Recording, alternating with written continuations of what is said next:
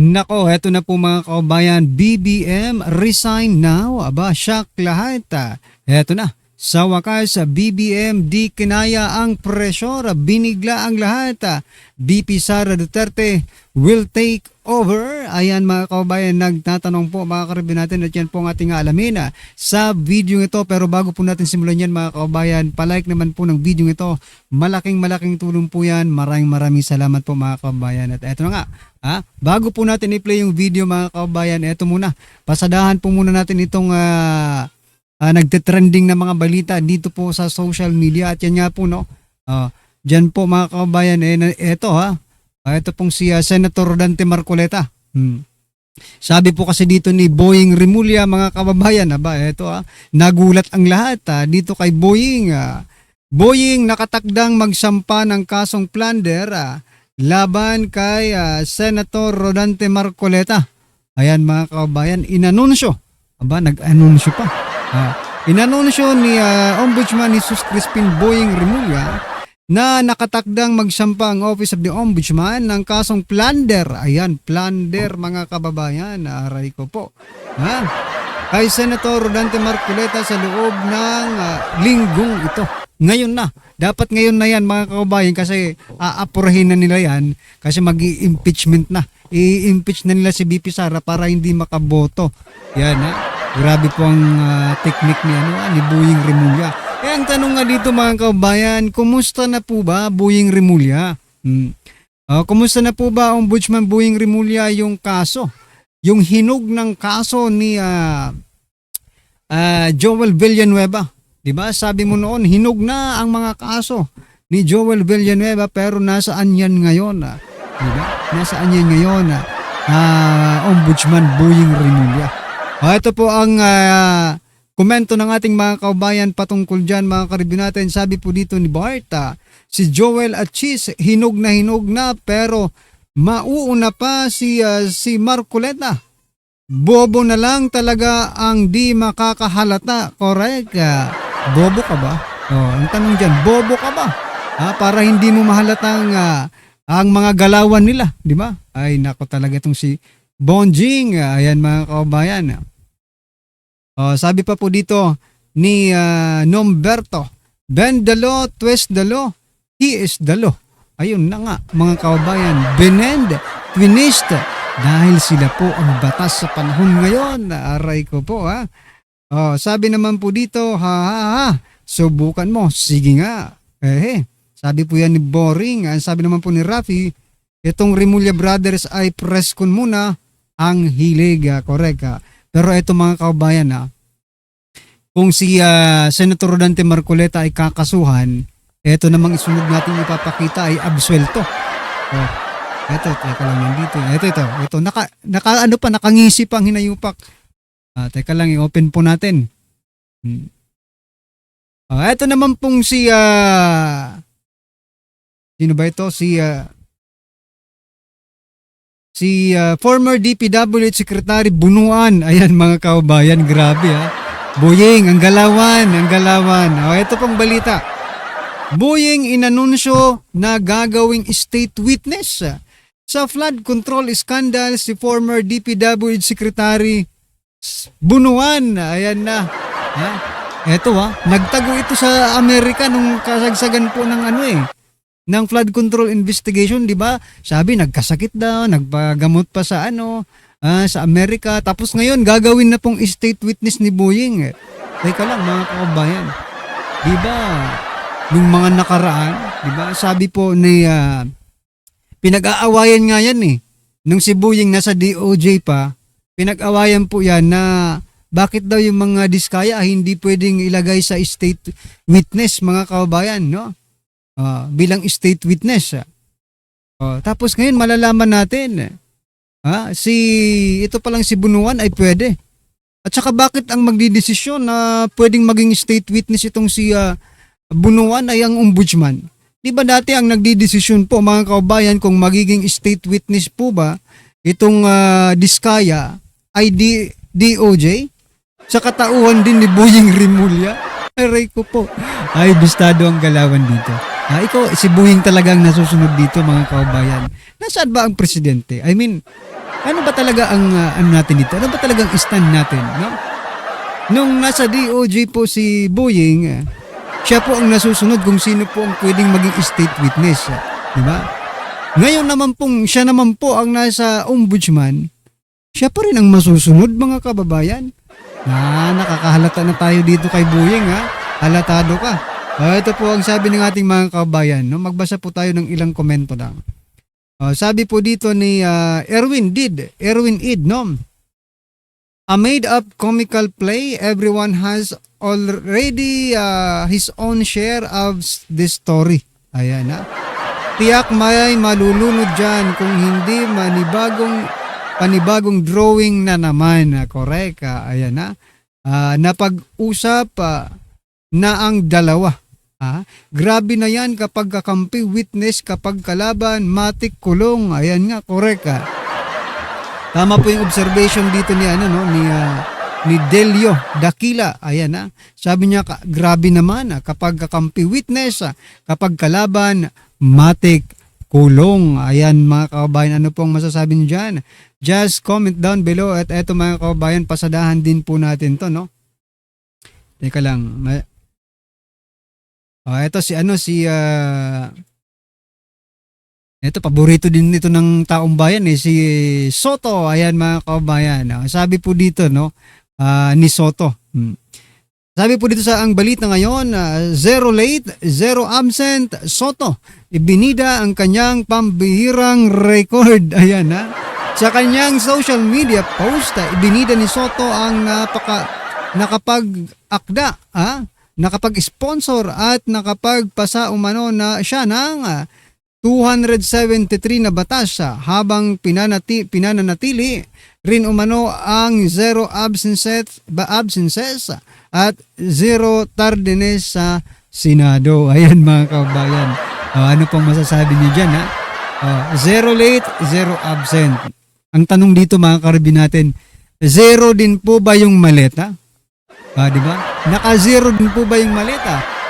Kasi kung naka-0 yung maleta, mas maganda. Pero hindi ka nga uma-absent, hindi ka nga nalilate. Pero maleta naman ang dinideliver sa'yo, di maling umabsent ka na lang. Mas makakatipid pa ang taong bayan sa'yo. Di ba? Anyway, ano po ang masasabi nyo dyan mga kababayan? Just comment down below. At ito, pasadahan na po natin yung video. Pasok ito pong si General Macanas ng The General's Viewpoint. Pasok, General. Ito na po. Bigyan natin ng reaction opinion itong post ng Manila Bulletin tungkol ito sa Bigyan natin ng reaction opinion itong post ng Manila Bulletin tungkol ito sa pinakamababang survey ratings na natanggap ng Pangulong Marcos Jr. sa kanyang administration and sa kasaysayan ng bansa. Ito, Marcos administration hits record low satisfaction rating, weakest since 2010 survey shows. 2010, panahon pa ni Gloria Macapagal Arroyo ito. Mababa ang rating ni Gloria noon. Ito, kaparehas na. Sobrang baba. Results of the March 24 to 31 survey of SWS. Okay? Ang SWS is, yan na ata ang pinakamatagal na survey group sa ating bansa. So, very credible ang SWS. So, March 24 to 31 show the administration's net satisfaction rating falling to a poor level, negative 13%, sharp 27-point drop from the moderate positive 14 recorded in November of 2025. Laking binagsak, ano? 27 points. Grabe. So ito, ikumpara mo doon. Ayan mga kababayan, no? Pick up na naman ng mga mainstream media, mga karibin natin, yung plunder case ni Senator Dante Marcoleta. Pero nung kay Joel Villanueva, no? Hindi sila nagsalita, hindi po nila binira. Yung mga mainstream media, nakakahalata na rin kami sa inyo. Sa Pulse Asia ba yun? Tama? Yeah, Pulse Asia, negative 15. So halos itong dalawang credible survey group, parehas ang sinasabi. 2 points lang ang diferensya. So ito na yung tunay na sentimento ng taong bayan. This is a record low for the Marcos Jr. administration and the lowest in 16 years since the bad negative 45% net satisfaction rating in March of 2010 under the Arroyo administration. Yun po ang payag ng SWS. Ano ba? Okay, the survey found that 32% of the adult Filipinos were satisfied with the administration overall performance, while 46% were dissatisfied and 21% were undecided. So, i-minus mo, 46 yung dissatisfied, i-minus mo 32 sa ano is dapat sana ano ito? 14% negative. Sabi. Ay, ito share ko lang mga kabayan, no. Nandiyan pala si yung retired colonel na na si Kerubin, no, mga kabayan. Nandiyan rin pala sa White Ribbon Movement, Yan, no. Siya yan Yan, no. 'Di ba? Si Colonel Kerubin. Kaya naman pala bumabanat, bumabanat dito sa mga Duterte itong si Kerubin, no. Dahil pala nandiyan pala kasama sa White Ribbon Movement, Ayan mga karabinat, gusto ko lang i-share sa inyo. Admin gets loan very good rating on education and poor on economic concern. Yan lang. Ang mataas lang na rating nila is on education. Ano pa?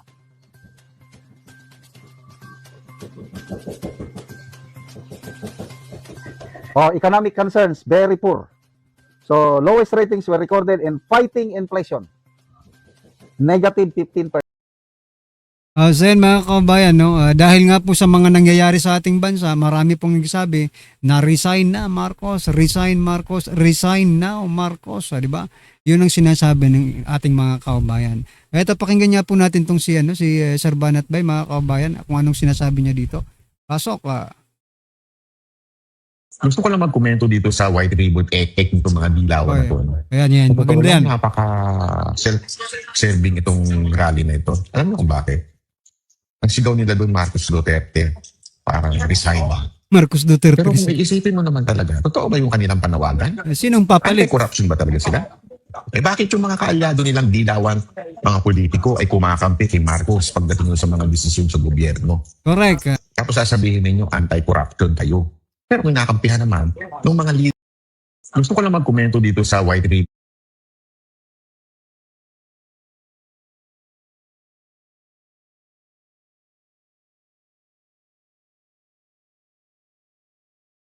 Yan, for example, mga kababayan, tanggalin po natin yung presidente at saka vice-presidente. Sino po ang papalit? Si Risa Hontiveros, si Kiko Pangilinan, si Bam Aquino. Yan bang gusto nyo? Talagang wala to. Itong rally nila, useless po ito.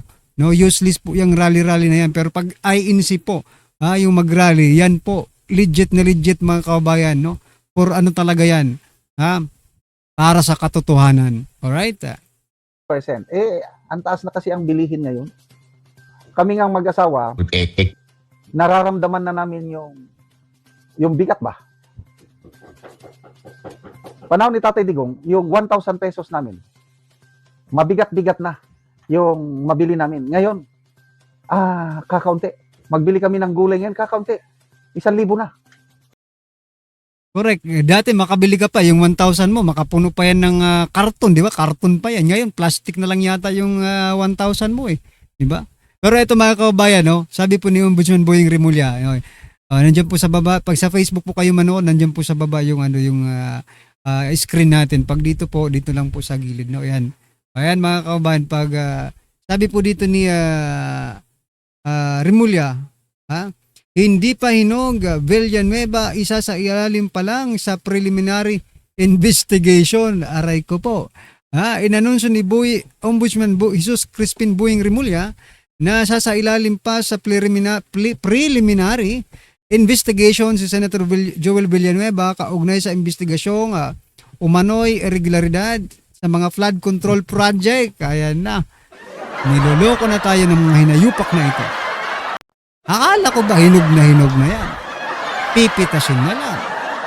Ngayon pala, mga kababayan, ngayon pala ay preliminary pa lang. Ibig sabihin, uumpisahan pa lang, ganun? Ganun ba ang ibig sabihin nun, mga kababayan? Uumpisahan pa lang nila. Putik naman itong Rimulya natin. Nilolokong taong bayan dito. Palitan na kaya ito, no? Ay, Rimulya, bakit hindi ka dyan umalis, no? Wag kapit to ko, oy. Ayaw ng taong bayan sa'yo. Masyado kang bias. Ha? Masyado kang bias, sir. Sa totoo lang. Diba? Ay, nako. O, ito nga po ang naging komento ng ating mga kababayan. Tingnan natin kung saan ayon ba sila kay Rimulya. Sabi po dito mga kababayan, the price, ha ha ha. Fear behind the bars, Sin Joel. Ayan mga kababayan, Senator Bonjing ang titikada. Ano yun? Ha? Nawawala ang kaso sa paglipat sa kabilang bakod. Correct. Noon hinog na pero ngayon mukhang bulaklak pa lang. 50-50 pa maging bunga. Posibleng mamatay. Di ba? Yung, sige nga, mag-ano kayo ng bulaklak ng bayabas. Hindi lahat ng bulaklak ng bayabas ay nagiging bunga. Yung iba po nahuhulog at nawawala, namamatay po mga kababayan. Baka ganito po ang gusto nilang gawin sa kaso ni Villanueva. Peaceful na yan kasi sigurado namang absuelto. Ayan na.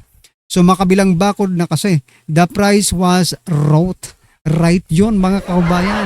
Di ba? Ay, nako. Pinagloloko na lang tayo nito. Ha? Gusto niyo ba yan mga kababayan? Pinagloloko lang tayo. Ha? Niloloko lang tayo ng ombudsman. Kung gusto nila, ba? Kung gusto nilang kasuhan, kakasuhan nila. Pag gusto nilang hindi kasuhan, hindi nila kakasuhan. Ano ba yan mga kababayan? Di ba? Anyway, ano po ang inyong masasabi dyan mga karibin natin? Just comment down below at syempre wag pong kalimutang i-like ang video ito. Malaking tulong po yan. Maraming salamat po.